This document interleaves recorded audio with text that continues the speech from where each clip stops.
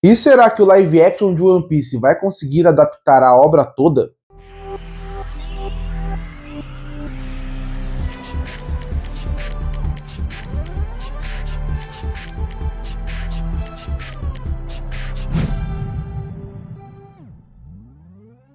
E agora, na próxima terça-feira, dia 10 de março, chega na Netflix a segunda temporada do live action de One Piece. E eu fiquei refletindo, será que o live action de One Piece, com o sucesso da primeira temporada, com a segunda lançada e com a terceira já confirmada, e mais do que isso, já tendo suas gravações adiantadas, eles vão conseguir adaptar o mangá inteiro de One Piece? E aí eu resolvi fazer esse vídeo aqui, teorizando se eles conseguiriam ou não. Para quem não sabe, One Piece começou a ser publicado no dia 22 de julho de 1997. E na data desse vídeo, o último capítulo de One Piece, que foi o 1175, lançou no dia 1 de março. E a partir daí, gera aquela dúvida, eles vão conseguir adaptar ou não? Bom, para quem não sabe, a primeira temporada de One Piece do live action adaptou do capítulo 1 ao capítulo 95. E tudo indica, pelo que foi divulgado, a segunda temporada de One Piece não vai adaptar o arco de Alabasta. Ele vai adaptar o pré-Alabasta. Ou seja, a segunda temporada de One Piece começa no capítulo 96 e a tendência é que ele vá até o capítulo 155, que é onde realmente começa o arco de Alabasta. E bom, aí começa a dúvida. Eles vão conseguir adaptar tudo ou não? E aqui vai algumas categorias que eu coloquei para poder discutir aqui. O primeiro fator, que é muito importante, seria o dinheiro. Porque sim, a Netflix tem muito dinheiro. Para quem não sabe, a Netflix ela é o streaming mais lucrativo do mundo hoje. Ela é o streaming mais popular. Então sim, eles têm orçamento para poder fazer várias temporadas de One Piece. Mas é inegável. Quanto mais o One Piece for adaptando, mais dinheiro vai ter que ser investido. Então, isso já é um pequeno, grande problema. Porque quando você pensa como um todo, a Netflix não faz uma série. Assim como todo streaming, ela faz várias séries. Você acreditar que eles vão colocar todo o dinheiro numa série é muito complicado.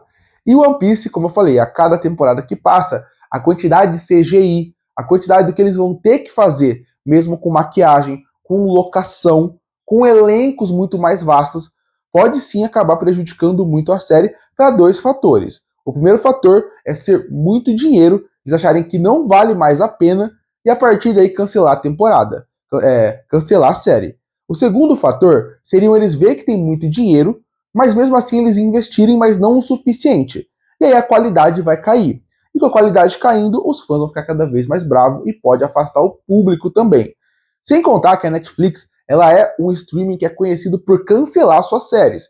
A Netflix é o streaming que hoje mais cancela séries depois da sua primeira temporada. Se eles não gostam, se eles não acham que está dando o lucro que eles querem, eles cancelam. Então esse é um problema grande que seria o dinheiro.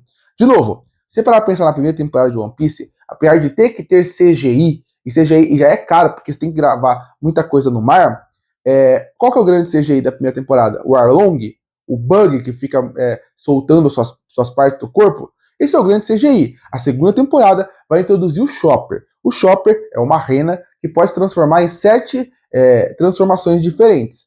Ele em si já vai ser muito dinheiro gasto. Imagina quando chegar mais pra frente. Imagina com mais criaturas. Imagina com mais transformações. Eu acho que esse é o primeiro fator que tem que ficar esperto. O dinheiro de One Piece. Se o One Piece acabar sendo muito caro, eu não sei se eles continuariam com outras temporadas. E mesmo que alguém fale, e se der muita audiência? Para ter muita audiência a ponto deles manterem uma série com tanto dinheiro, tem que ser um Guerreiras do K-pop. Isso quer dizer, Guerreiras do K-pop, para quem não sabe, se tornou o maior sucesso da história da Netflix. O conteúdo original mais assistido da plataforma, depois se tornou o sucesso com produção original mais assistida de todas, se tornou o filme que teve música mais tempo na Billboard. Olha o quanto de recorde bateu. Aí tudo bem. One Piece vai chegar nisso? Então eu acho que o primeiro fator que vale destacar é o dinheiro. Eu acho que o dinheiro pode sim ser um fator para One Piece não conseguir adaptar como um todo, e não porque a Netflix não tem, mas talvez ela queira investir em outro lugar. O segundo fator, que também envolve muito dinheiro, seria o público engajar no que está acontecendo. Apesar do público de anime e mangá ser um público muito fiel às suas obras, vale destacar, o público vai engajar até o final? Se a série continuar com a qualidade da primeira temporada, eles vão engajar? Porque, de novo, a primeira temporada, muita gente quando lançou elogiou, muita gente criticou. Mas ela é uma série que ela não tem aquele carinho total. Não é aquela série que todo mundo ama. E mesmo que você ouça em muitos lugares o argumento de que o One Piece é o melhor live action já feito, de questão de anime, mangá, algo que eu acho meio duvidoso, considerando que você tem Old Boy, considerando que você tem os live actions do Samurai X, e o público do One Piece ele é um dos mais engajados, vale destacar, na publicação desse vídeo, o One Piece bateu a marca do mangá 600 milhões de cópias vendidas. Ele se tornou a história em quadrinho mais vendida de todas, empatando apenas com o Superman. Olha o nível que chegou One Piece. O público do One Piece é muito engajado. Mas a pergunta é, engajado pro mangá é uma coisa, engajado pro anime é outra. E olha que o anime vai adapta fielmente. Mas e o live action? Um live action que a primeira temporada já gerou uma certa dúvida, como que isso vai acontecer? Como que isso vai fazer com que o público fique por 10, 11 temporadas assistindo tudo isso? Tem mais um fator importante. O público do mangá, o público do anime não pode ser o único engajado. Para uma série funcionar, ela precisa que o mundo inteiro se engaje no que está sendo falado. Afinal, a Netflix, como eu falei, maior streaming de todos. Ela precisa que todo mundo engaje. Ela precisa que para a Netflix seja um nível de Stranger Things, onde lança uma série e ela é a coisa mais comentada de todas, como foi no começo de Stranger Things. Então, é isso que eles precisam. Eu acho que esse é um fator muito importante. O público engajar. E são dois públicos diferentes. O público que ama o mangá e vai ter que engajar até o final, assistindo, mesmo não gostando de algumas adaptações, e o público fora disso. Se o público fora do mundo dos mangás, se o público mundo é aquela pessoa que zapeia na Netflix, que assiste filmes, séries, doramas, se ela não parar para assistir One Piece, não vai ter engajamento, e isso pode acabar gerando também um cancelamento da série, algo que não adaptaria o mangá inteiro. Com mais um fator muito importante que vale destacar, que muita gente não considera quando se fala sobre assistir isso ou não. Não é simplesmente estar no top 10, é simplesmente manter o top 10, é manter a discussão viva, é manter a série viva. Com mais um fator, é normal séries caírem em audiência. Porque quando você pensa o tamanho de One Piece, a terceira temporada vai adaptar Alabasta. Alabasta, ela não é, ela é longa, mas ela, comparado ao tamanho de One Piece, ela é a ponta do iceberg.